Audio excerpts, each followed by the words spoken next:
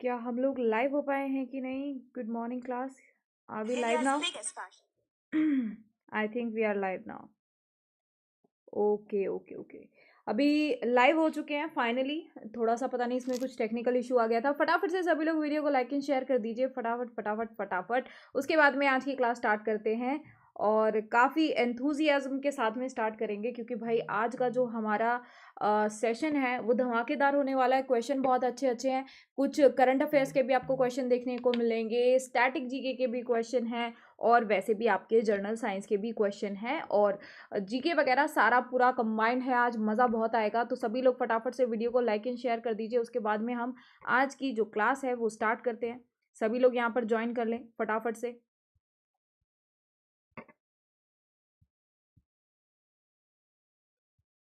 जल्दी जल्दी ज्वाइन करो भाई। गुड मॉर्निंग प्रशांत, गुड मॉर्निंग प्रिंस, माँ का लाडला, and Ajit, Veer, Priyanka, good morning सभी को, बहुत बहुत गुड मॉर्निंग।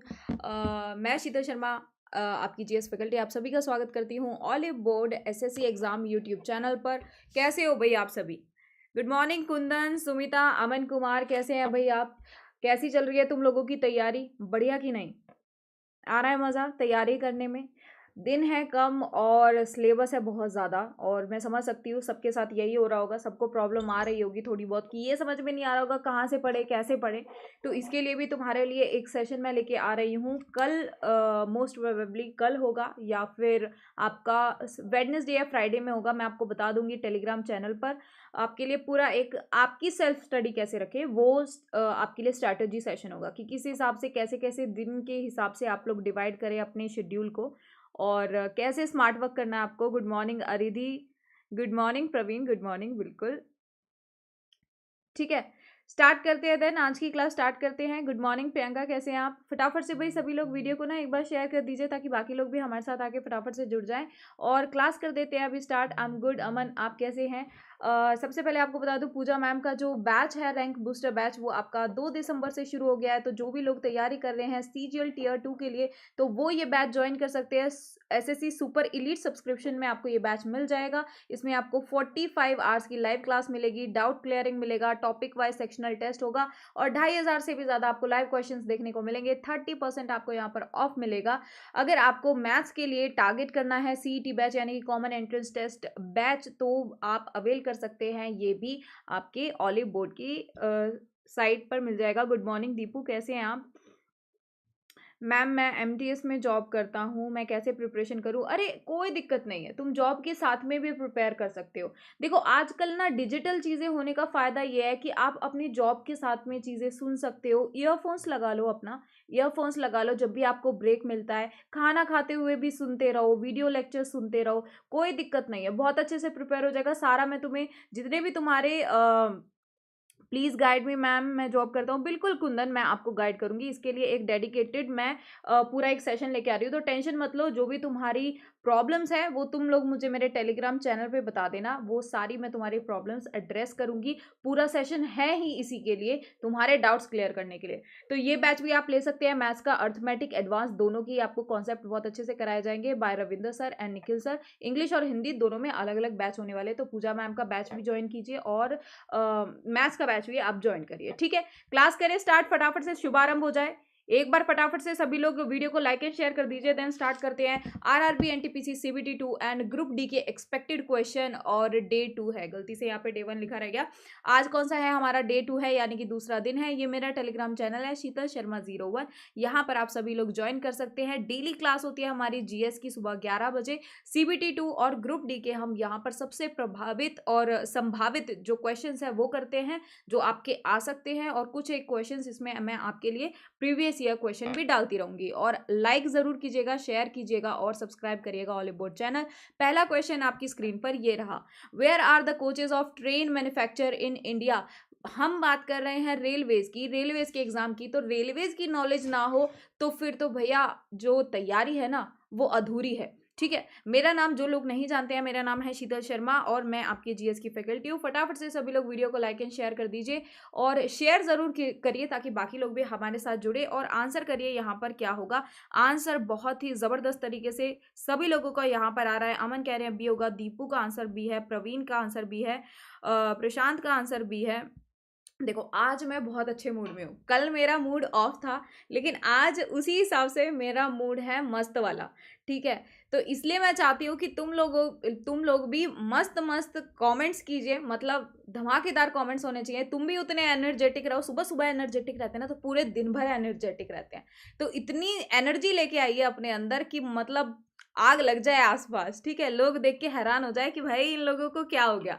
करेक्ट आंसर यहाँ पर क्या होगा, करेक्ट आंसर होगा कपूरथला एंड प्रियम्बर। इसका मतलब ये नहीं है कि तुम आस पड़ोस में गैस के सिलेंडर फूक रहे हो, है ना, और मशाले लेके घूम रहे हो कि मैम ने बोला आग लगानी है तो आग लगा के आएंगे। अरे आग मतलब अंदर की आग, जुनून की आग, वो होनी चाहिए। पढ़ाई के लिए आग होनी चाहिए। वैसी आग मत लगा देना, कहीं खामा खा मेरा नाम लगा दो जाके उधर कि मैम ने बोला था आग लगाने को, लगा दिया। और पड़ोसियों को पकड़ लो। आंसर क्या होगा, कहाँ पर ट्रेन के कोच मैन्युफैक्चर होते हैं, इनका कहाँ पर बनते हैं। अच्छा ये जो बताओ कपूरथला है ये कहाँ पर है आपका, जो कपूरथला है ये कहाँ पर है आपका, कौन सी जगह पे है, और यहाँ पर रेल से जुड़ी हुई, ट्रेन से जुड़ी हुई किस टाइप के कोच फैक्ट्री है, क्या नाम है उस फैक्ट्री का, बता सकते हैं आप कोई। हाँ, यूट्यूब पे आग लगाने का मतलब बनता है, बिल्कुल बिल्कुल आपके आशीर्वाद ही आशीर्वाद है। आप रेलवेज के जल्दी से दामाद बने, ठीक है, रेलवेज के जल्दी से दामाद बने, इसका आशीर्वाद है दीपू आपके साथ में। अरे टीचर और पेरेंट्स ये सबसे मतलब इनका आशीर्वाद जिसके सर पर है ना उसकी तो नैया पार है। कपूरथला कहाँ पे है, ये है पंजाब में ये फैक्ट्री। ये कहाँ पर है, कपूरथला पंजाब में ये फैक्ट्री है और नाम क्या है इसका, रेल कोच फैक्ट्री। किस नाम से है, रेल कोच फैक्ट्री के ये नाम से है। अगर यहीं पर मैं तुमसे कहूं कि जो ये प्रियंबर है, प्रियंबर ये जो जगह है ये कहाँ पर है आपकी, जैसे ये तो कपूरथला तो पंजाब में थी, प्रियंबर कहाँ पर होगी, तो आंसर करिए क्या होगा। सुशांत कुमार गुड मॉर्निंग, कैसे हैं आप, बहुत अच्छे। किशोर कुमार शर्मा ने तो बहुत ही जबरदस्त आंसर कर दिया। बिल्कुल माँ का लाडला, जो माँ का लाडला है वो टीचर्स का भी लाडला ही होता है ना, तो उसके साथ भी आशीर्वाद बराबर है। ग्राम सचिव क्लियर हो जाए। ठीक है, मुझे पता नहीं एकदम से ऐसा क्यों लगने लगा है कि तुम लोगों ने मुझे राधे माँ बना दिया है कि मैं यहाँ बैठ के सबको आशीर्वाद देने में लगी हुई हूँ। ठीक है, आंसर करो पहले तो इधर। ठीक है, क्या होगा, प्रियंबर कहाँ पर है, ये है चेन्नई तमिलनाडु में। भाई हूँ तो मैं तुम्हारी टीचर ही, राधे माँ की उपाधि मत दे देना बस, ठीक है। करेक्ट आंसर क्या होगा, प्रियंबर कहाँ पर है, चेन्नई तमिलनाडु में है। और कौन सी फैक्ट्री है इधर, तो याद रखिएगा इंटीग्रल कोच फैक्ट्री। कौन सी है, इंटीग्रल कोच फैक्ट्री कहां पर है, ये है आपकी प्रियंबर चेन्नई तमिलनाडु में। ठीक है, अगर कोई बता सकता है मुझे कि व्हील और axle factory, rail wheel and axle factory rail कहां पर होगी, फटाफट आंसर करिए सभी लोग। एक्सल फैक्ट्री है, रेल फैक्ट्री है, वो कहां पर सिचुएटेड है आपकी, कौन सी जगह पर होगी। क्या ऑप्शन भी चाहिए आपको, ऑप्शन दे देती हूं। पहला ऑप्शन है चेन्नई, दूसरा ऑप्शन है बैंगलोर, तीसरा ऑप्शन मैसूर और चौथा ऑप्शन मुंबई। ठीक है, अब आंसर करो क्या होगा, अब आंसर करो इन चार में से क्या होगा। व्हील एंड एक्सल, पहिया वाले होते हैं ना, पहिए कहाँ बनते हैं रेल के, हमने बोल दिया जो कोचेस है यानी कि डिब्बे हैं रेल के वो बनते हैं कपूरथला में, प्रियंबर में। लेकिन मैंने पूछा व्हील और एक्सल यानी कि पहिए हैं जो उसके, वो कहाँ पर बनते हैं, उससे जुड़ी हुई रेल की फैक्ट्री कहाँ पर होगी, तो आंसर अमन कह रहे हैं मैम चेन्नई होगा। ओके, और किसी का आंसर इधर बहुत अच्छे, प्रमोद का आंसर करेक्ट है, सुमिता का आंसर करेक्ट है, प्रवीण का आंसर भी करेक्ट है, राजेश कह रहे हैं चेन्नई होगा। नहीं नहीं, क्या होगा करेक्ट आंसर, करेक्ट आंसर होगा बेंगलुरु। ये कहां पर है, ये बेंगलोर के अंदर है, बेंगलोर कर्नाटका के अंदर क्या है आपकी व्हील एंड एक्सल यानी कि जो रेल का पहिया है कहां पर बनता है, वो बनता है आपके बेंगलुरु के अंदर। नेक्स्ट क्वेश्चन है, India tallest stone statue of the Jain sage Gommateshwara is at, यानी कि जैन जो ऋषि थे गोमतेश्वर, उनकी भारत की सबसे ऊंची पत्थर की मूर्ति कहाँ पर है, ठीक है, और किस नाम से है वो भी आप बता सकते हैं, किस नाम से है वो मूर्ति ये भी आप बता सकते हैं, और कहाँ पर है, मैसूर कर्नाटक ऑप्शन है, दूसरा ऑप्शन है नई दिल्ली में, तीसरा है स्वर्ण बेलगोला कर्नाटक में, और चौथा है मांडू मध्य प्रदेश में। आंसर करिए यहाँ पर क्या होगा। सभी लोगों का आंसर आना चाहिए भाई धड़ाके से, और वीडियो को लाइक एंड शेयर कर दीजिए, लाइक एंड शेयर कर दीजिए फटाफट से सभी लोग यहाँ पर वीडियो को। और आंसर आ रहा है, विकेश का आंसर करेक्ट है, अमन का आंसर करेक्ट है, प्रवीण का आंसर करेक्ट है, राजेश, प्रशांत, आरजे गुड मॉर्निंग, कैसे हैं आप, सुधीर का आंसर इधर आ रहा है एकदम सही। मतलब इस क्वेश्चन में तो भाई सबने धुआं धुआं कर दिया है, इस क्वेश्चन को तो धुआं धुआं कर दिया है, मस्त वाली आग लगा दी है। करेक्ट आंसर क्या होगा, करेक्ट आंसर होगा स्वर्ण बेलगोला।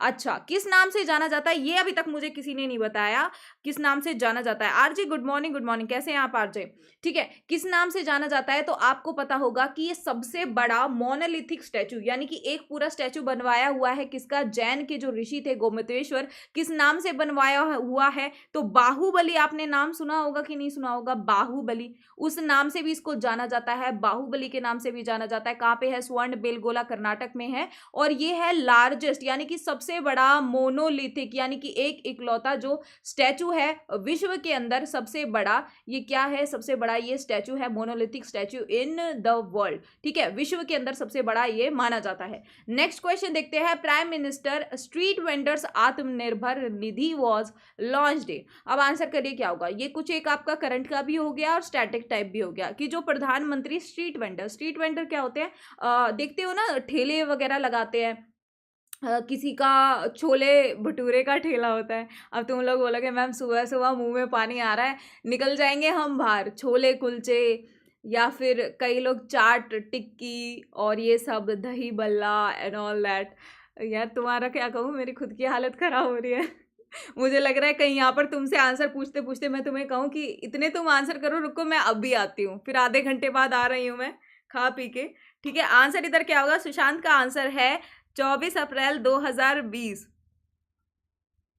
10,000 देने का। अच्छा, प्रवीण कह रहे हैं 10 सितंबर 2020 होगा। अच्छा, तो मैं ये बता देती हूँ कि जैसे बहुत अलग अलग स्ट्रीट वेंडर्स होते हैं, तो आपने देखा होगा कि 2020 के टाइम पर क्या हुआ था, कोविड आया था, उस टाइम पर बहुत बुरी हालत हुई थी, है ना, क्योंकि लॉकडाउन लग गया था, बुरी हालत से मतलब लॉकडाउन लग गया था, और क्या हुआ था कि वहां पर लोग मजदूर अपने घर जाने लगे थे, क्योंकि उनके पास कोई कमाई का साधन नहीं था, लॉकडाउन लग गया था, तो कोई उनकी दुकानों पर आ भी नहीं रहा था, उनके ठेलों पर आ नहीं रहा था। तो इसके लिए प्रधानमंत्री नरेंद्र मोदी ने street vendor Atmanirbhar Nidhi launch की, जिसमें उन्होंने क्या किया, वर्किंग कैपिटल होती है उनका जो पैसा, उनके बिजनेस के लिए जो पैसा होता है वो लगाने के लिए उनको लोन देने का इसमें सोचा। कब से शुरू किया गया, तो 1 जून 2020 से शुरू किया गया। अगर मैं पूछूं तुम्हें कि ये जो स्कीम है ये कब एंड होगी, इसकी जो आखिरी डेडलाइन है यानी कि इसकी जो समाप्ति डेट है, कब तक ये आत्मनिर्भर निधि जो स्कीम चलाई गई, ये कब से कब तक चलाई गई, तो याद रखिएगा 1 जून 2020 से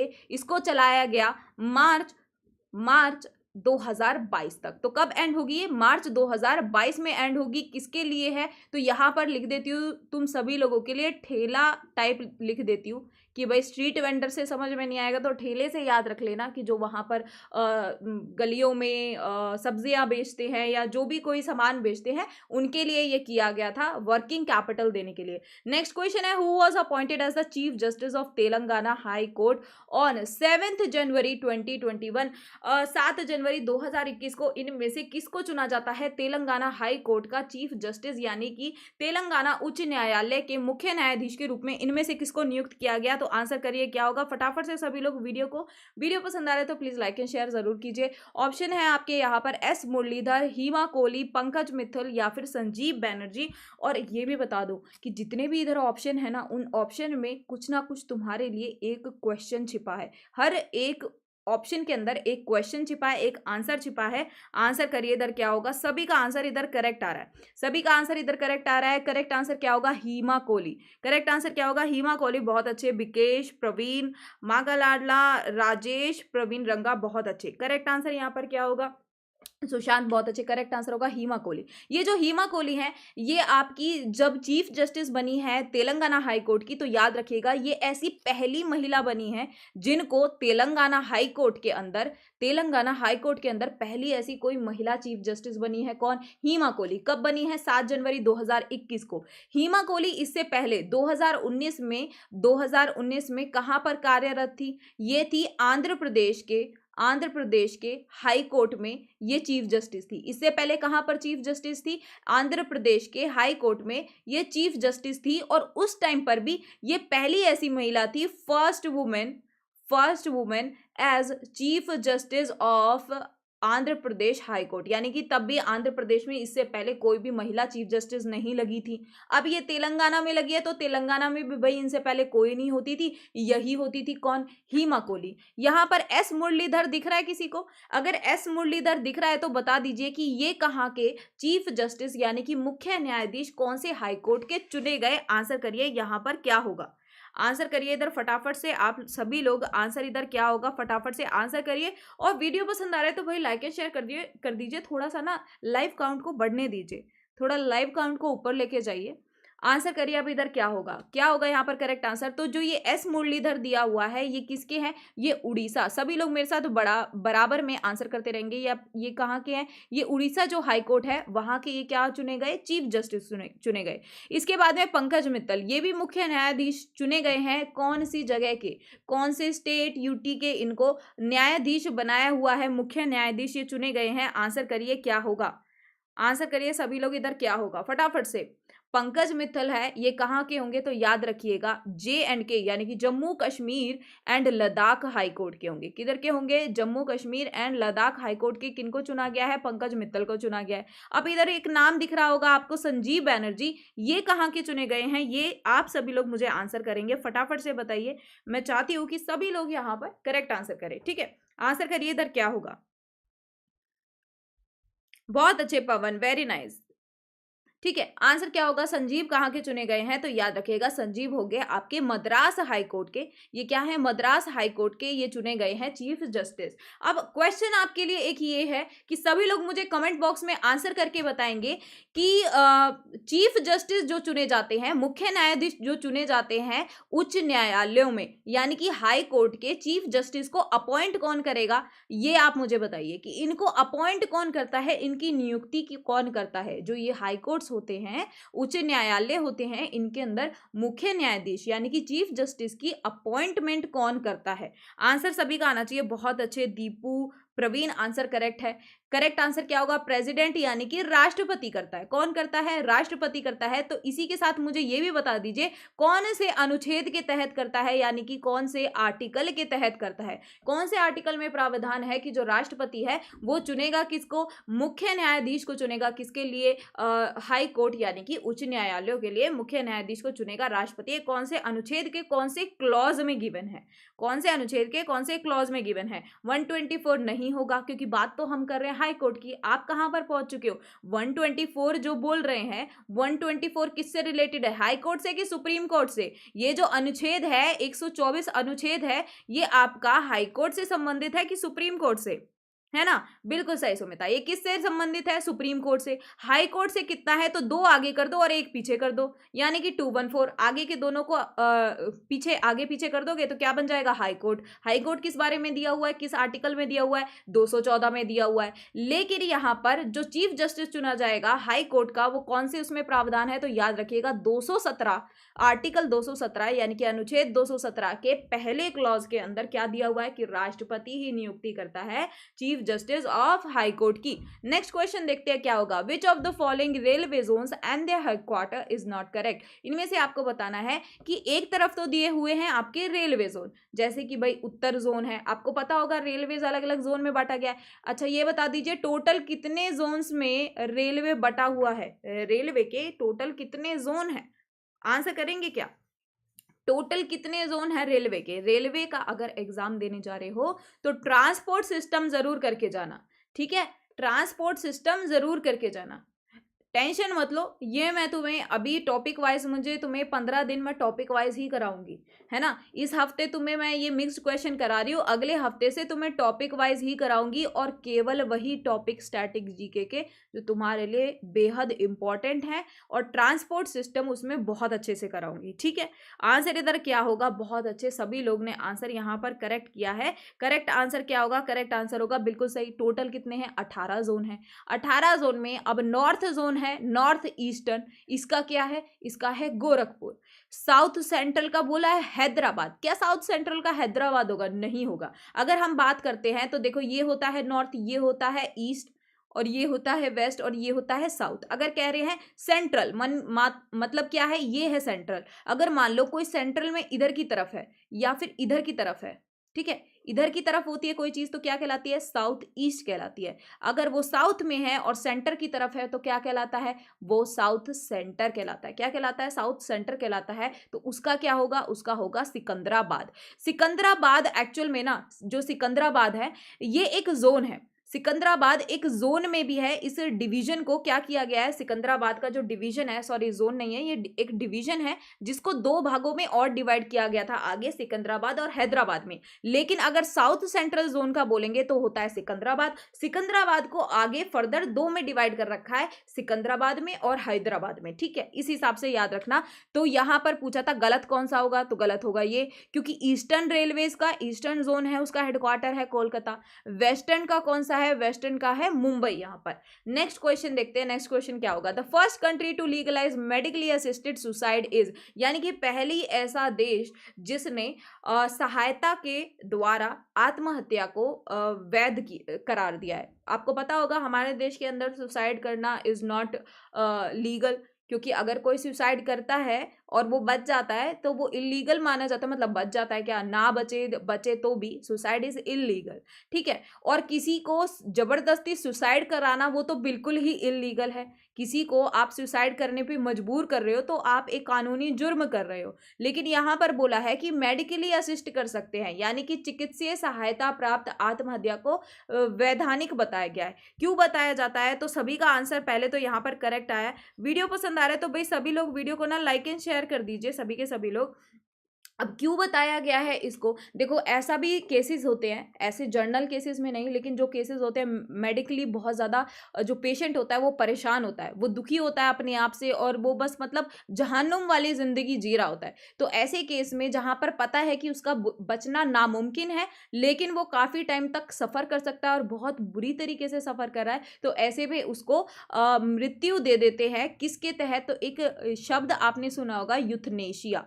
अभी ये क्यों मैंने ये क्वेश्चन डाला है, ये क्वेश्चन इज इंपॉर्टेंट बिकॉज अभी यूथनेशिया को लीगल किया गया है कौन से देश में, ये रिसेंट का क्वेश्चन है, कौन से देश ने इसको लीगल किया है यूथनेशिया को, तो याद रखिएगा स्विट्जरलैंड ने हाल फिलहाल में यूथनेशिया को लीगल कर दिया है, ठीक है। उन्होंने बोला है कि अगर कोई चाहता है, कोई परेशान है किसी वजह से, उसकी मेडिकली वो बहुत ज़्यादा परेशान है, तो क्या कर दिया जाएगा, यूथनेशिया प्रोसेस के तहत, यानी कि वहाँ पर उसको गाइड करेंगे और उसकी मृत्यु हो जाएगी कुछ टाइम में, मेडिकली असिस्ट करेंगे, या तो उसको कोई ऐसा सब्सटेंस दे देंगे, या अभी एक वहाँ पर सुसाइड व्हीकल भी आया है, सुसाइड व्हीकल भी आया है, एक बहुत ही अलग टाइप की सी उसको बनाया, कॉफिन शेप का वो व्हीकल है, इस टाइप से। मैंने इसके ऊपर एक शॉर्ट वीडियो भी बनाया हुआ था। तो उसके अंदर अगर लिटाते हैं ना तो क्या होता है कि एकदम से इंसान का ना जो ऑक्सीजन लेवल है ना वो 1 मिनट के अंदर अंदर अपने आप ड्रॉप हो जाता है, और उसके अंदर जो ब्लड के अंदर जो कार्बन डाइऑक्साइड है उसकी मात्रा भी खत्म होने लग जाती है। मतलब हर तरीके से oxygen over, carbon dioxide over, सब कुछ ओवर हो जाता है उसके अंदर। उसमें बोला गया है कि 1 मिनट के अंदर अंदर इस सुसाइड व्हीकल से अगर कोई यूथनेशिया लेता है, यानी कि असिस्टेड सुसाइड करता है, तो उसको पेनलेस और एफर्टलेस, यानी कि बिल्कुल भी पेन नहीं होगा और पलक झपकते ही उसकी मृत्यु हो जाएगी, ठीक है। तो पहला कौन सा देश है, नीदरलैंड्स, और अभी करंट में कौन सा है, स्विट्जरलैंड। नेक्स्ट है, when is the world animal day observed every year, हर साल विश्व पशु दिवस कब मनाया जाता है, आंसर करिए क्या होगा। ऐसे नहीं बोलते हैं, ठीक है, ऐसे बिल्कुल भी नहीं बोलना चाहिए, बिकॉज लाइफ बहुत प्रेशियस है। छोटी मोटी चीज़ों पे एग्ज़ाम के फॉर्म नहीं निकल रहे, तुमको लगता है कि ये एग्ज़ाम फॉर्म बहुत ज़्यादा, देखो जैसे तुम लोगों ना, एक टाइम पे मैं भी ऐसी थी, लेकिन अब मुझे लगता है कि शायद हमारा बचपना होता है, या शायद हम बहुत इमेच्योर होते हैं, जो हम सोचते हैं कि हम बहुत परेशान हैं कि ऐसी तो लाइफ होती ही नहीं है ना, ऐसी लाइफ होती ही नहीं। लेकिन जब आप उन लोगों को देखते हैं ना कि वो सरवाइव कैसे कर रहे हैं, मतलब एक टाइम का खाना भी नहीं है उनके पास, वो भूखे घूमते रहते हैं, उनके पास खाने को कुछ नहीं है। और आप अभी देखो कितने सारे ऐसे जानवर होते हैं जो बाहर घूमते रहते हैं, ठंड में कांपते रहते हैं। तो हम बहुत सही हैं, हमारे पास खाने को है, सर के ऊपर छत है, रहने को जगह है, हम अपने सर्दी में अपना बचाव कर सकते हैं। आपके पास कितनी चीज़ें हैं, अगर आप अपनी ब्लेसिंग्स काउंट करने लग जाओ। लेकिन हमारी प्रॉब्लम क्या है, हम हमेशा नेगेटिव साइड में देखते हैं, हम हमेशा ये देखते हैं क्या हमारे पास नहीं है, और यही हमारे दुखी होने का कारण है। ये बौद्ध धर्म में भी बोला गया है कि हमारी सफरिंग का, जो बौद्ध धर्म के 4 नोबल ट्रूथ हैं, ये आपका क्वेश्चन भी आता है कि जो 4 नोबल ट्रूथ है, सबसे बड़े सच है बौद्ध धर्म में जो बताए गए हैं गौतम बुद्ध द्वारा, वो यही है कि जो हमारी सफरिंग्स है, हमारे दुख हैं, वो किसका कारण है, हमारे डिजायर्स का कारण है। हम क्यों, क्योंकि हमारी इच्छाएं जो है उसकी वजह से हम सफ़र करते हैं। जिस दिन हमारी इच्छाएं कम हो जाएंगी, हमारी सफरिंग कम हो जाएंगी, हमें इनलाइटमेंट तभी आ जाएगा। तो ये सारी चीज़ें उस हिसाब से है। आंसर इधर क्या होगा, आंसर इधर आया है 3 अक्टूबर, 5 अक्टूबर। भाई करेक्ट आंसर यहाँ पर क्या होगा, करेक्ट आंसर होगा 4 अक्टूबर। करेक्ट आंसर क्या होगा, 4 अक्टूबर। अगर मैं आपसे पूछूं यहाँ पर, जैसे वर्ल्ड एनिमल डे आपका 4 अक्टूबर को बनाया जाता है कि जितने भी पशु हैं उनके संरक्षण के लिए। लेकिन अगर मैं आपसे पूछूं कि एक मोस्ट इंपॉर्टेंट यहाँ पर जो चीज है, वर्ल्ड वाइल्ड लाइफ, खाली एनिमल की जगह अगर मैं वर्ल्ड वाइल्ड लाइफ डे आपसे पूछूं तो आंसर क्या होगा, आपसे ये पूछूं तो आंसर क्या होगा।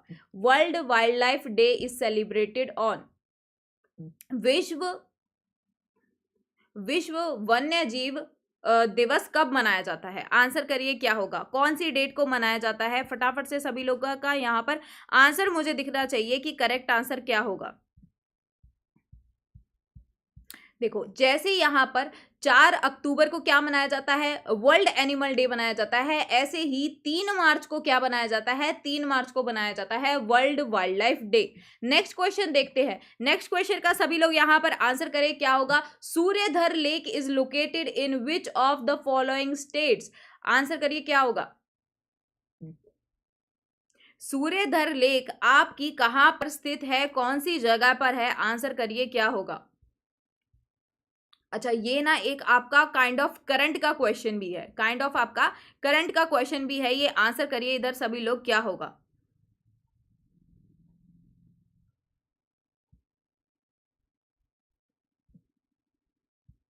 आंसर आया है अरुणाचल बोल रहे हैं, प्रवीण, अनूप बोल रहे हैं एचपी होगा, गोपाल कह रहे हैं बी होगा, प्रमोद कह रहे हैं ए होगा, सत्य रंजन कह रहे हैं यूके, वरुण कह रहे हैं एपी। एक तो सभी लोग ना वीडियो को लाइक कर दीजिए, अगर आपको वीडियो पसंद आ रहा है तो प्लीज लाइक कीजिए और शेयर जरूर कीजिएगा। करेक्ट आंसर यहाँ पर क्या होगा, करेक्ट आंसर होगा उत्तराखंड। कहाँ पर है सूर्यधर लेक, तो ये है आपकी उत्तराखंड के अंदर। उत्तराखंड में कहाँ पर है, तो ये देहरादून में है। इसका रिसेंट में ही इनॉग्रेशन किया गया था, उस टाइम पर किसके द्वारा। उत्तराखंड के इस वक्त सीएम कौन है, ये क्या मैं आपसे पूछूं। उत्तराखंड के सीएम चीफ मिनिस्टर मैं आपसे क्यों पूछ रही हूँ, क्योंकि ये इकलौती ऐसी जगह है जहाँ के सीएम बहुत ज्यादा चेंज होते रहते हैं, है ना। तो अभी आपको बताना है उत्तराखंड के मुख्यमंत्री का नाम क्या होगा। चीफ मिनिस्टर ऑफ उत्तराखंड, बताइए आंसर यहाँ पर क्या होगा। सभी लोग बताइए इस वक्त पर यहाँ पर क्या होगा, नाम क्या होगा उत्तराखंड के। बहुत अच्छे, धामी, एकदम सही। करेक्ट आंसर क्या होगा, पुष्कर धामी। क्या होगा, पुष्कर धामी नाम है इनका। ये अभी आपके रिसेंट के सीएम है उत्तराखंड के, पुष्कर सिंह धामी। कब से हैं ये, 2021 से हैं ये, 2021 से हैं। लेकिन सूर्यधर लेक का इनॉग्रेशन जब हुआ तो सीएम कौन थे 2020 में, सीएम कौन थे इससे पहले 2020 में कौन थे सीएम।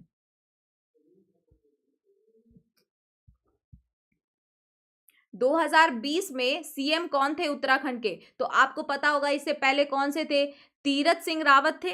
कौन से थे, तीरथ सिंह रावत थे। और उससे पहले कौन थे, तो याद होगा उससे पहले थे त्रिवेंद्र सिंह रावत। तो किस टाइम पर ये की गई इनॉग्रेशन, त्रिवेंद्र सिंह रावत ने इसका इनॉग्रेशन किया, किसका, उत्तराखंड में देहरादून में सूर्यधर लेक का। 550 मीटर लंबी ये लेक है, कहां पर है, ये है आपके दोई वाला जगह है जो देहरादून में वहां पर स्थित है। नेक्स्ट क्वेश्चन देखते हैं, the museum of king Mohammed Adil Shah is situated in, answer करिए इधर क्या होगा, मोहम्मद आदिल शाह का मकबरा कहां पर स्थित है।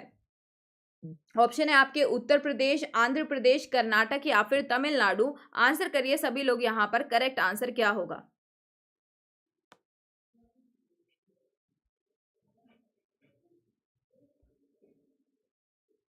सभी लोग आंसर करें, यहां पर करेक्ट आंसर क्या होगा, कौन सी जगह पर, कहां पर बना हुआ है आदिल शाह का मकबरा।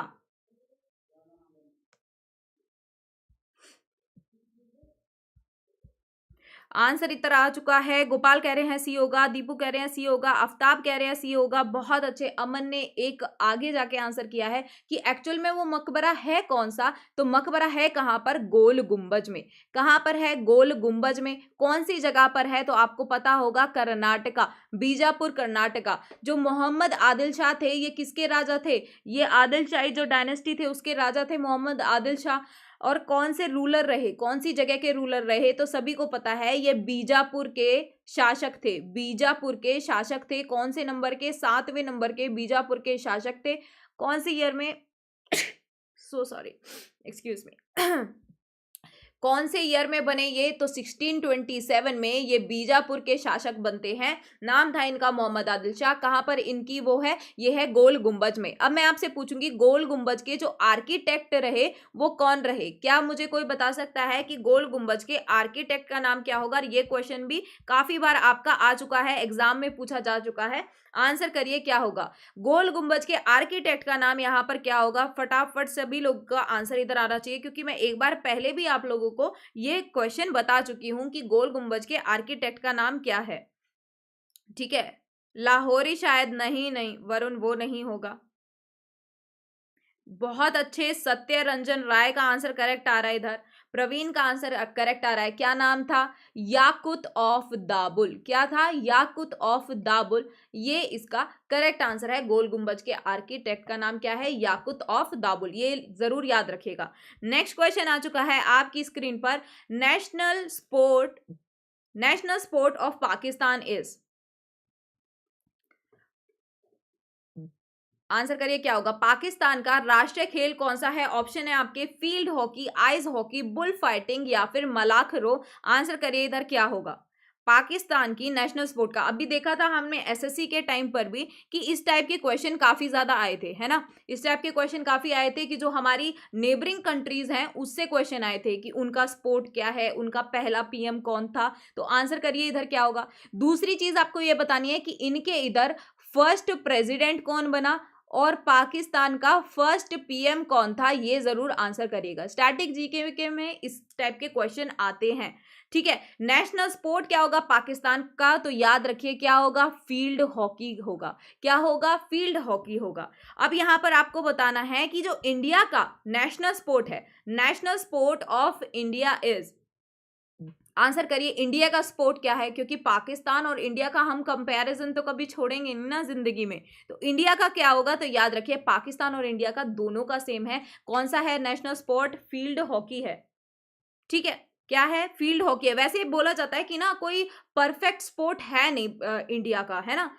हम बचपन से ये पढ़ते आ रहे हैं कि इंडिया का जो खेल है वो कौन सा है, नेशनल स्पोर्ट्स है वो हॉकी बोला जाता है। हम हमेशा से मतलब पढ़ते आए हैं कि अगर हम नेशनल पक्षी की बात करें तो पीकॉक पढ़ते हैं, मोर पढ़ते हैं। खेल की बात करें तो हम हॉकी कहते हैं। लेकिन एज सच जो डिफेक्टो बोला गया है, मतलब एज सच कोई ऑफिशियल नहीं है, अनऑफिशियल तौर पर बोला गया है, क्या है, फील्ड हॉकी है। ठीक है, बहुत अच्छे। यहाँ पर आंसर किस किस का करेक्ट आ रहा है, यहाँ पर आंसर आया है आइस हॉकी है कनाडा का, बहुत अच्छे। बुल फाइट है स्पेन का, बिल्कुल सही, बुल फाइट है स्पेन का। और ये कौन सी मूवी में देखा था, ये मुझे पता है, सब बता देंगे कौन सी मूवी में देखा था बुल फाइटिंग का, ये सभी को पता होगा। बस इसको 50 तक ले जाइए भाई, फटाफट से इसको 50 तक जरूर ले जाइए। आंसर क्या होगा इधर, आंसर क्या होगा इधर? पहले प्रेसिडेंट कौन बने, राष्ट्रपति कौन बनते हैं? तो मोहम्मद अली जिन्ना। कौन बनते हैं? मोहम्मद अली जिन्ना बनते हैं। और पहले पीएम कौन रहे? फर्स्ट पीएम ऑफ पाकिस्तान, पहले प्रधानमंत्री पाकिस्तान के कौन बनते हैं? तो याद रखिएगा नाम क्या होगा उनका? लियाकत। ये क्वेश्चन हम कई बार कर चुके हैं। लियाकत अली खान। क्या नाम रहा उनका? लियाकत अली खान। कब से कब तक रहे? 1947 से लेके 1951 तक कौन रहते हैं? लियाकत अली खान रहते हैं पहले प्रधानमंत्री किसके? पाकिस्तान के। नेक्स्ट क्वेश्चन का सभी लोग आंसर करें। Which one is the top most banking brand of the world? बात कर रहा है बैंकिंग ब्रांड की, यानी कि बैंकिंग में इनमें से सर्वश्रेष्ठ कौन सा है विश्व के अंदर? ऑप्शन है आपके HSBC, यानी कि ये यूके में है, चाइना कंस्ट्रक्शन बैंक चाइना का, वेल्स फॉर्गो यूएस का, या फिर HCBC चाइना। आंसर करिए क्या होगा? सभी लोग यहां पर आंसर करिए क्या होगा? टॉप मोस्ट बेस्ट बैंक की जो ब्रांड है वो कौन सी होगी? आंसर करिए फटाफट।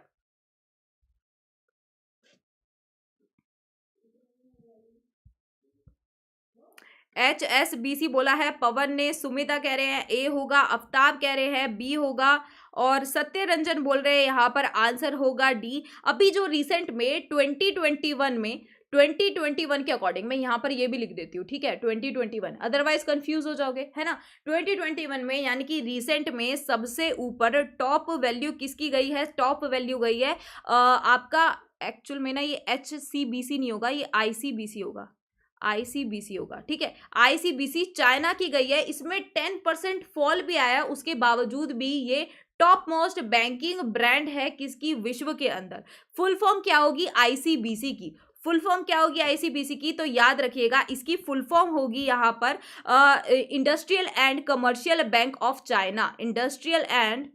Industrial and commercial bank of China. मतलब अभी क्या चल रहा है? अभी बेसिकली देखो, जो तुम HSBC कह रहे हो ये कुछ टाइम पहले तक हुआ करता था, लेकिन कोविड के बाद में सीन बदल चुका है। सीन अब क्या हो चुका है? सीन अब ये हो चुका है कि जो यहाँ पर कमर्शियल बैंक चाइना का है ये ही ग्रो कर रहा है, क्योंकि चोर द चाइना की वजह से, एक कोरोना वायरस की वजह से बहुत सारी जगहों में ट्रेड कम हो चुका है, ठीक है। और जब देखा जाए इंडिया और चाइना की बात, तो हमारे यहाँ पर हम देखें, बाकी लोगों से कंपेयर करें, बाकी कंट्री से कंपेयर करें, तो हमारे यहाँ पर रिलेटिवली उतना ज्यादा इंपैक्ट नहीं आया जितना आपका यूरोपियन कंट्रीज में इंपैक्ट देखने को मिला है, ठीक है। तो यहां पर आंसर याद रखिएगा क्या होगा? ICBC चाइना होगा। बिल्कुल रिसेंट का ये क्वेश्चन है तो भूलिएगा नहीं। नेक्स्ट है, who has taken over as first ever women head of steel authority of India limited SAIL in January 2021?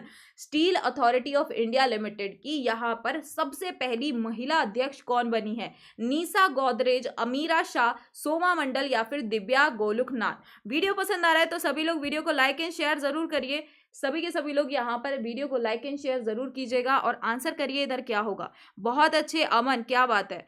Praveen का आंसर करेक्ट है। राजेश, दीक्षा श्रीवास्तव का आंसर करेक्ट है। देखो मैं तुमसे ना अब थोड़ी सी कुछ बात करना चाहती हूँ। बात ये है कि गौर से सुनिएगा, तुम्हारे मतलब की ही बात है। क्या बात है कि अब बात हो रही है कि तुम लोगों को पता है कि फरवरी में तुम्हारा एग्जाम होने वाला है ना, और अभी पता है कि ज्यादा दिन भी नहीं है, बीच में 1 महीना है। तो पहले तो काफी सारे लोगों को ये दिक्कत है कि मैम CBT 1 क्लियर होगा कि नहीं, ग्रुप डी पर फोकस करें या फिर CBT 2 पर फोकस करें। तो पहली चीज तो तुम्हें ये बता दूं कि मैं इन दोनों चीजों को लेके चल रही हूँ, तो तुम्हें टेंशन लेने की जरूरत नहीं है, ठीक है। कुछ क्वेश्चन आपके ग्रुप डी टाइप के डाल रखे हैं और काफी सारे क्वेश्चन आपके CBT 2 के हिसाब के हैं। तीसरी चीज, आपके करंट अफेयर्स भी मैं साथ साथ लेके चलूंगी, इसलिए आपको प्रॉब्लम नहीं आएगी। जो मेन आपके इंपॉर्टेंट करंट अफेयर्स है वो भी मैं साथ में लेके चलूंगी। तीसरी चीज क्या है कि याद रखिएगा, आपके ना कुछ एक इंपॉर्टेंट टॉपिक्स होते हैं, उनको जरूर कीजिएगा। CBT 1 का अगर मैं पेपर देखूं, जो मैंने 2-3 पेपर देखे हैं स्टूडेंट्स के, जिनकी आंसर की आई थी, काफी लोगों के मैंने देखे हैं जो अनऑफिशियल तौर पे जो शेयर किए थे, तो उसमें मैंने एक चीज देखी कि ना पॉलिटी के क्वेश्चन काफी थे। क्या थे? पॉलिटी के क्वेश्चन थे।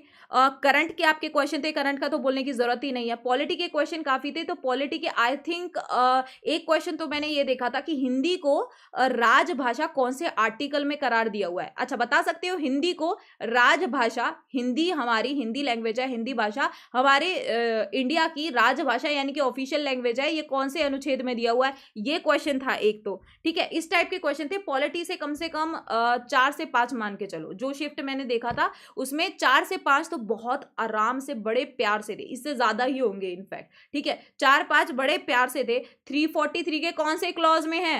343 के कौन से क्लॉज में है? क्लॉज 1 में है, 2 में है, क्योंकि ऑप्शन में यही था। ऑप्शन में क्या था? ऑप्शन में ये था 343 1, 343 2, 341 4 और आई थिंक 342 था, क्या था, इस टाइप से था।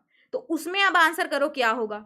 बहुत अच्छे, अजीत ने आंसर करेक्ट किया है, गौतम ने बिल्कुल करेक्ट किया है, राजेश का करेक्ट है, पवन का करेक्ट है। करेक्ट आंसर यहाँ पर क्या होगा? करेक्ट आंसर होगा 343 1। ऐसे भी क्वेश्चन में घुमा देता है। अब ये तो सब जानते हैं लैंग्वेजेस, हिंदी लैंग्वेज के बारे में 343 में दिया हुआ है, लेकिन हिंदी लैंग्वेज हमारी राजभाषा होगी, ये कौन से में है? 343 1 में है। ये सारा मैं आपको कराने वाली हूँ। पॉलिटी, करंट अफेयर्स, साइंस के भी काफी अच्छे क्वेश्चन थे। साइंस तो कुछ एक सब्जेक्ट तुम्हें बता रही हूँ जिनके ऊपर तुम्हें ना मेन फोकस करना है, मेन फोकस करना है। इनफैक्ट मैंने हिस्ट्री के इतने ज्यादा क्वेश्चन नहीं देखे थे, हिस्ट्री के ज्यादा क्वेश्चन उसमें नहीं देखे थे। इनफैक्ट एंशियंट हिस्ट्री से, यानी कि जो आपका एंशियंट हिस्ट्री है उससे ज़्यादा क्वेश्चन नहीं थे। हाँ, एक दो थे, तो वो या तो मॉडर्न हिस्ट्री के थे या एक आध कोई आपके मध्यकालीन भारत के थे, अदरवाइज मॉडर्न हिस्ट्री के ही मैंने ज़्यादा देखे थे। यहाँ पर आंसर क्या होगा? स्टील अथॉरिटी ऑफ इंडिया की पहली वुमेन हेड कौन बनती है? तो वो कौन बनती है? सोमा मंडल बनती है। अच्छा, इसी से पहले हमने एक क्वेश्चन किया था कि तेलंगाना हाई कोर्ट की पहली महिला चीफ जस्टिस कौन बनती है? तेलंगाना हाई कोर्ट की पहली महिला मुख्य न्यायाधीश यानी कि चीफ जस्टिस कौन बनी? आंसर करिए क्या होगा। अब मैं देखती हूँ तुम लोग भूले हो कि याद है, अभी तक भूल गए हो कि याद है। आंसर करिए क्या होगा, आंसर करिए फटाफट क्या होगा इधर।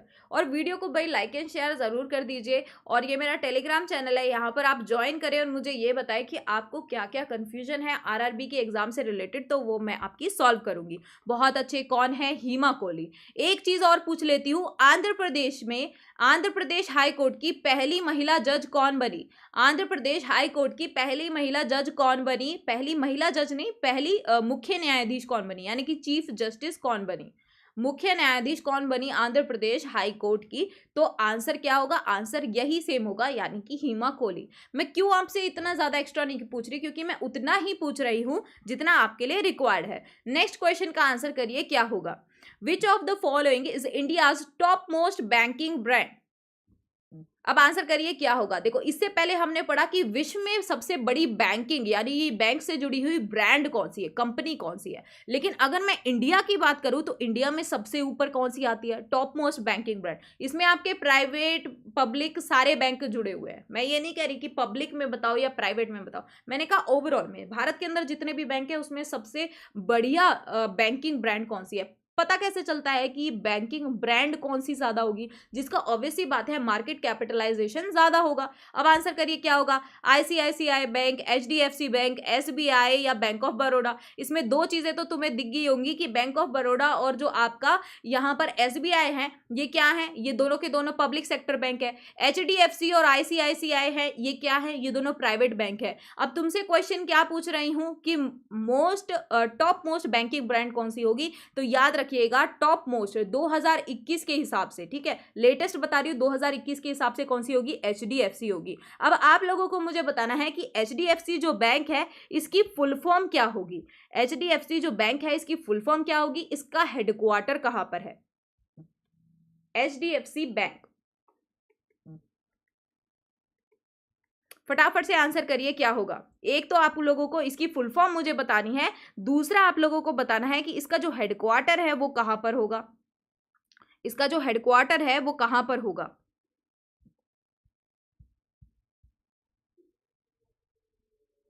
Housing development and financial corporation, full form क्या होगी? किसी की भी नहीं दिखी है, मैंने हाउसिंग लिख दिया तो लोगों ने हाउसिंग लिख के ही छोड़ दिया, हाउसिंग लिख दिया तो हाउसिंग ही लिख के छोड़ दिया। Housing development and financial corporation, ठीक है, एंड फाइनेंस कॉर्पोरेशन। इसका वहां पे जो हेडक्वार्टर है वो कहां पर होगा? तो याद रखिएगा जब भाई बड़ी ब्रांड है तो जो हेडक्वार्टर है वो भी बहुत बड़ा होगा। कैसा होगा? हेडक्वार्टर फैंसी होगा। कब शुरू हुआ, एस्टेब्लिश कब हुआ ये बैंक? तो याद रखिएगा इसकी स्थापना कौन से ईयर में होती है? अगस्त 1994 में, 1994 में क्या होती है? अगस्त 1994 में इसकी स्थापना होती है। किसकी? आपके एचडीएफसी बैंक की। और देखिए इतने कम समय के अंदर ही ये कितना बढ़िया बैंक बन चुका है। एसबीआई है यानी कि स्टेट बैंक ऑफ इंडिया। अगर पब्लिक सेक्टर बैंक्स में कहूं कि सबसे ऊपर कौन सा होगा तो याद रखिएगा आपका होगा एसबीआई यानी कि स्टेट बैंक ऑफ इंडिया। इसकी स्थापना कब हुई स्टेट बैंक ऑफ इंडिया की? अभी हमने बात की कि जितने भी बैंक है भारत के अंदर उसमें टॉप मोस्ट है एचडीएफसी। अगर मैं कहूं कि पब्लिक यानी कि जो आपके सरकारी बैंक है उनमें सबसे ऊपर कौन है तो स्टेट बैंक ऑफ इंडिया, सभी जानते हैं। इसकी स्थापना कब हुई? स्टेट बैंक ऑफ इंडिया को पहले क्या बोला जाता था? स्टेट बैंक ऑफ इंडिया का, मैंने बैंक ऑफ बैंक लिख दिया, स्टेट बैंक ऑफ इंडिया यानी कि भारतीय स्टेट बैंक का यहां पर नाम पहले क्या होता था? नाम पहले क्या होता था? इसको क्या बोला जाता था उस टाइम पर? Imperial bank of India. Imperial bank of India की स्थापना कब हुई? 1921 में। स्टेट बैंक ऑफ इंडिया ये कब बनता है? 1 जुलाई 1955 में। इसीलिए हर साल 1 जुलाई को एसबीआई अपना बर्थडे मनाता है। ठीक है, इसका हेडक्वार्टर कहां पर है यानी कि मुख्यालय कहां पर है? तो एक चीज तुम्हें बताई थी, जिसके भी पीछे बैंक ऑफ इंडिया आता है, चाहे वो स्टेट बैंक ऑफ इंडिया हो, चाहे वो रिजर्व बैंक ऑफ इंडिया हो, चाहे वो आपका यूनाइटेड बैंक ऑफ इंडिया हो, यूनियन बैंक ऑफ इंडिया हो, एनीथिंग, या खाली bank of India he bank हो, तो हेडक्वार्टर क्या होगा? हेडक्वार्टर होगा मुंबई। करेक्ट आंसर क्या होगा? हेडक्वार्टर होगा मुंबई। अगर मैं कहूं भारत इंडियाज इंटरनेशनल बैंक किसे कहा जाता है? भारत का अंतरराष्ट्रीय बैंक किसे कहा जाता है? तो आंसर क्या होगा? भारत का अंतरराष्ट्रीय बैंक का दर्जा किस बैंक को मिला है? तो आंसर करिए क्या होगा? Who is called India's international bank? तो आंसर इधर क्या होगा? फटाफट से बताइए सभी लोग, आंसर क्या होगा? वीडियो पसंद आ रहा है तो प्लीज लाइक एंड शेयर जरूर करते रहिए। आंसर क्या होगा इधर? Bank of Baroda. कह रही है सुमिता, बहुत अच्छे। करेक्ट आंसर क्या होगा? Bank of Baroda. किसको बोला जाता है? बैंक ऑफ बड़ौदा को बोला जाता है कि ये क्या है? भारत का अंतरराष्ट्रीय बैंक है। क्यों बोला जाता है? कोई तो वजह होगी। वजह यह है कि इकलौता बैंक ऑफ बड़ौदा ऐसा बैंक है भारत का जिसकी सबसे ज्यादा ब्रांचेस है। कहां पर? इंटरनेशनली। कहां पर है? इंटरनेशनली यानी कि अंतरराष्ट्रीय, जितने भी फॉरेन देश हैं आपके, जितने भी विदेश के अंदर सबसे ज्यादा ब्रांचेस किसकी खुली हुई है? बैंक ऑफ बड़ौदा की खुली हुई है। इसका हेडक्वार्टर कहां पर होगा? तो आंसर करिए क्या होगा? हेडक्वार्टर कहां पर होगा? आंसर करिए क्या होगा? दूसरा, बैंक ऑफ बड़ौदा में कौन से, ये आपका कुछ ही टाइम पहले का रीसेंट क्वेश्चन है, बैंक ऑफ बड़ौदा में कौन से 2 बैंकों को मर्ज किया गया यानी कि शामिल किया गया? कुछ बैंक, अभी आपने देखा था बहुत सारे बैंकों को मर्ज किया जा रहा है। जो बैंक ढंग से काम नहीं कर पा रहे, जो सरकारी बैंक ढंग से काम नहीं कर पा रहे, उसे किसी एक बड़े सरकारी बैंक के अंदर मिलाया जा रहा है, शामिल किया जा रहा है। बैंक ऑफ बड़ौदा में कौन से 2 आपके शामिल किए गए और इसका हेडक्वार्टर कहां पर है? तो याद रखिएगा हेडक्वार्टर होगा, जैसे बड़ौदा लिखा हुआ है ना, तो वडोदरा होगा। वडोदरा गुजरात में क्या है? इसका हेडक्वार्टर यानी कि मुख्यालय है वडोदरा, गुजरात के अंदर। किसका? बैंक ऑफ बड़ौदा का। अब मैंने आपसे पूछा कि ये जो बैंक ऑफ बड़ौदा है इसमें मर्ज कौन कौन से आपके जो बैंक है वो मर्ज किए गए हैं बैंक ऑफ बड़ौदा में। ठीक है, आंसर करिए क्या होगा? फटाफट से सभी लोग आंसर करेंगे यहां पर क्या होगा? कब कौन कौन से बैंक मर्ज हुए और इसमें कौन से ईयर में मर्ज होते हैं? तो याद रखिएगा 1 अप्रैल 2019 को। 1 अप्रैल से क्या शुरू होता है? फाइनेंशियल ईयर यानी कि वित्तीय वर्ष शुरू होता है। 31 मार्च तक क्लोजिंग होती है और ओपनिंग कब होती है? 1 अप्रैल को। तो 2019 की जो फाइनेंशियल ईयर शुरू होता है उसमें विजय बैंक और देना बैंक, किसको? विजय बैंक और देना बैंक को किस में दे दिया गया, किस में मर्ज कर दिया गया? तो याद रखिएगा बैंक ऑफ बड़ौदा में विजय बैंक और देना बैंक को मर्ज कर दिया गया 1 अप्रैल 2019 को। नेक्स्ट क्वेश्चन देखते हैं। वीडियो पसंद आ रहा है तो प्लीज सभी लोग लाइक एंड शेयर जरूर कीजिए। Which of the following is not included in core industries?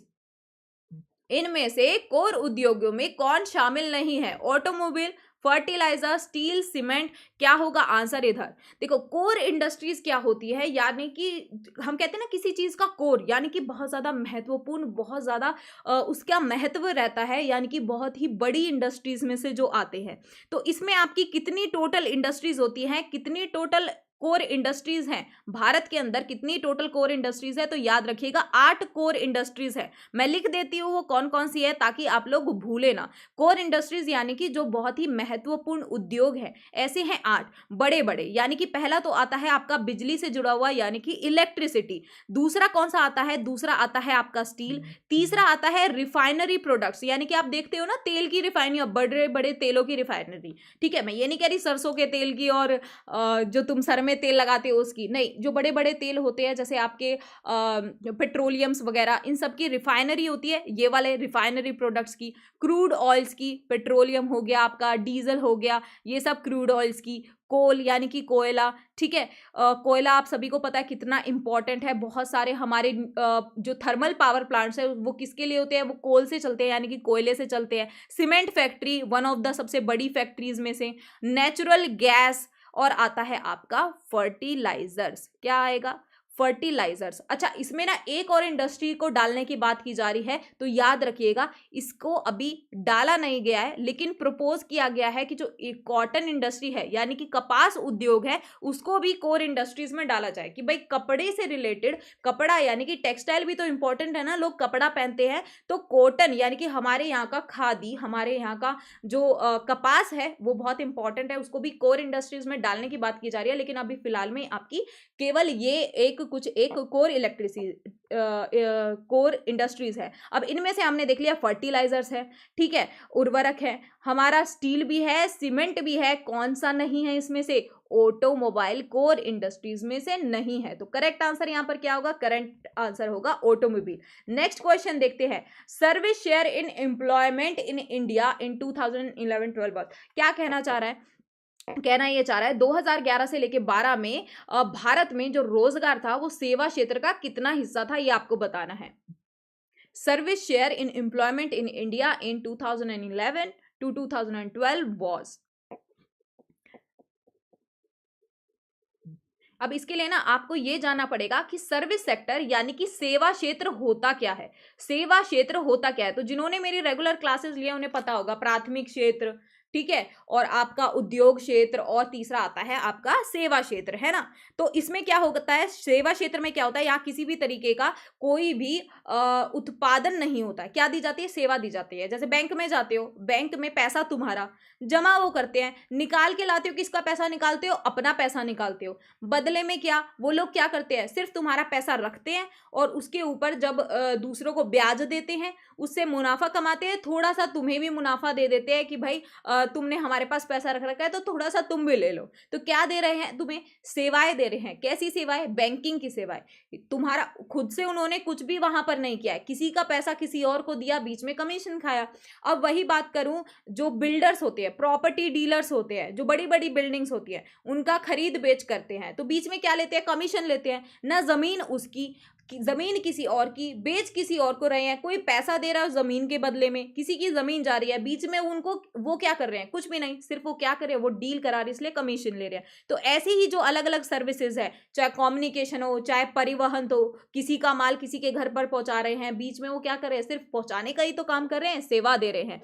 तो आंसर इधर क्या होगा, फटाफट से सभी लोगों का यहाँ पर आंसर जो आ रहा है, करेक्ट आंसर इसमें क्या होगा, देखिए इसमें करेक्ट आंसर होगा, इसमें एम्प्लॉयमेंट और दो चीजें हैं। अगर एम्प्लॉयमेंट यानी कि जो रोजगार जो मिलता है, लोग जो लगे हुए हैं, एम्प्लॉयमेंट जो है वो सबसे ज्यादा होगा आपका एग्रीकल्चर सेक्टर में, यानी कि 50% से भी ज्यादा जो लोग लगे हुए हैं वो किस में लगे हुए हैं, कृषि क्षेत्र यानी कि प्राथमिक क्षेत्र में लगे हुए हैं। लेकिन जीडीपी, अगर मैं कहूं जीडीपी का शेयर सबसे ज्यादा किसका है, तो जीडीपी में सबसे ज्यादा शेयर यानी कि 56% इकलौता कौन देता है, वो देता है आपका इकलौता, यहां पर एक second,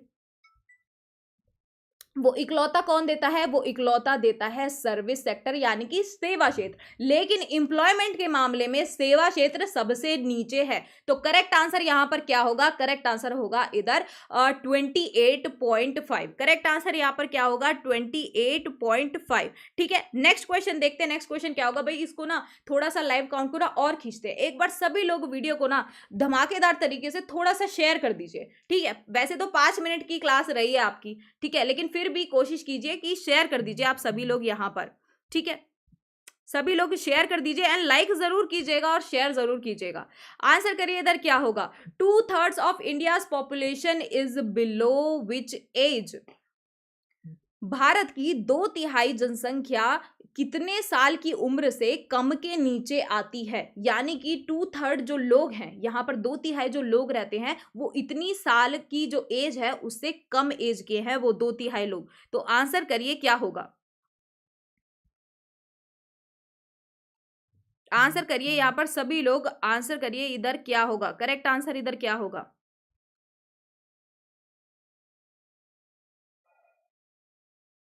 30 years of age, 35 years of age, 40 years of age या फिर 45 years of as?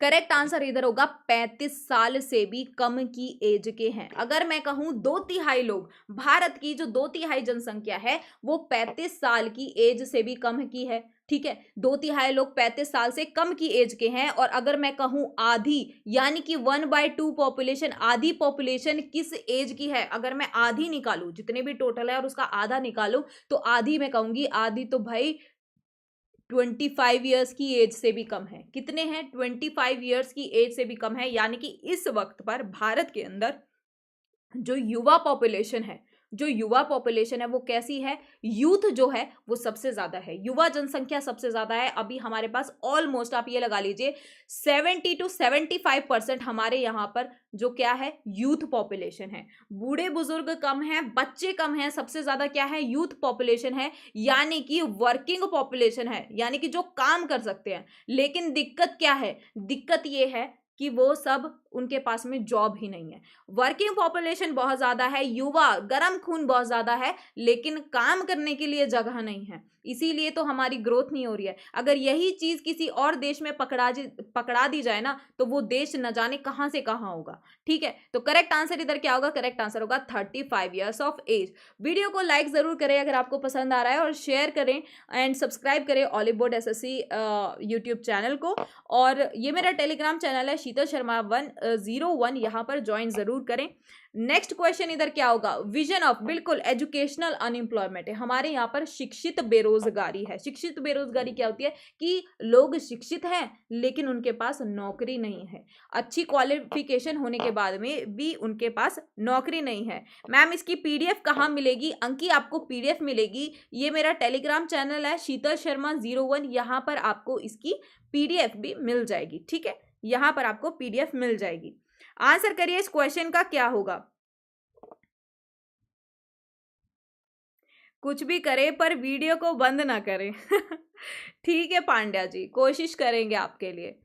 Vision of team India includes, ये ऑप्शन है आप, सॉरी क्वेश्चन है आपका, और ऑप्शन जो आपके दिए हुए हैं आपको बताना है। ये टीम इंडिया नाम का जो एक विजन रखा गया है, इसमें क्या शामिल है? कि इसमें 2022 तक ये लोग कह रहे हैं कि सभी को हाउसिंग मिलेंगी, यानी कि सभी को यहाँ पर घर मिलेगा। सभी लोगों के पास क्या होगा? सभी लोगों के पास घर होगा। या फिर इलेक्ट्रिफिकेशन बाय 2020, यानी कि सभी जगह पर यहाँ पर क्या होगी, 2020 तक यहाँ पर सभी जगह पर बिजली पहुंचा दी जाएगी, वो भी 20,000 जो गांव रह गए हैं वहां तक भी। या फिर connecting each of 1,78,000 unconnected habitations by all weather roads, यानी कि जिन जगहों पर, जिन बस्तियों पर पहुंचे भी नहीं है, ऑल वेदर रोड बनाए जाएंगे, यानी कि हर मौसम में चलने वाले। अच्छा एक बात बताना, ये जो तार के रोड होते हैं ना, जो तार से बनाए जाते हैं, तार से बनाए जाते हैं, तार रोड्स होते हैं, वो कौन से मौसम में सबसे ज्यादा खराब होते हैं? कौन से मौसम में तार के रोड खराब होते हैं? आंसर करिए क्या होगा? ये क्वेश्चन भी एक बार आ चुका है, आंसर करिए इधर क्या होगा?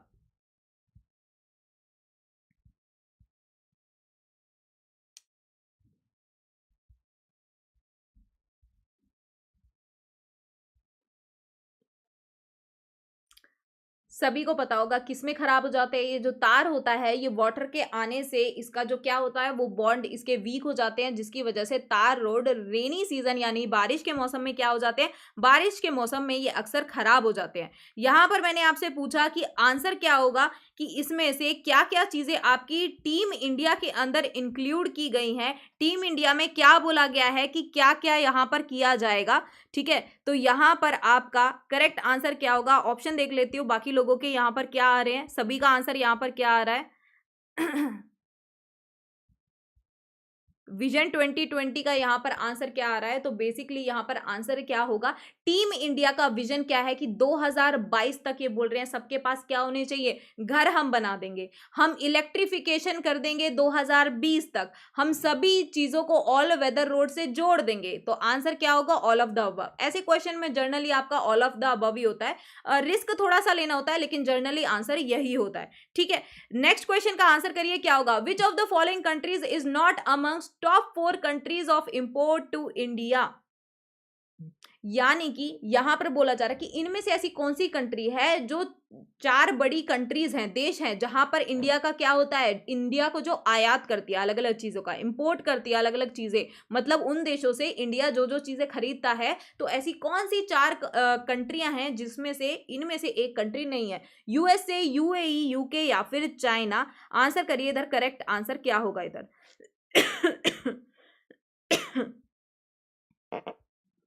आंसर करिए सभी लोग यहां पर, क्या होगा।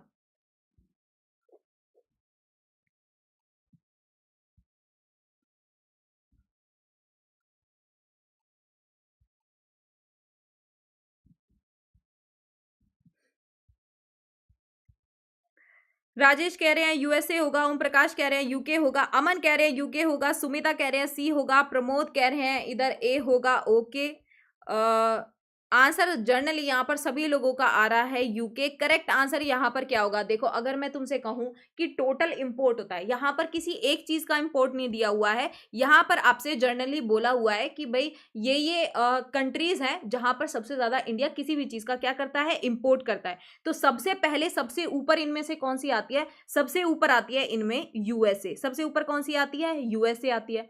उसके नीचे कौन सी आती है, उसके नीचे आती है आपकी चाइना। दूसरे नंबर पे किससे करता है, चाइना।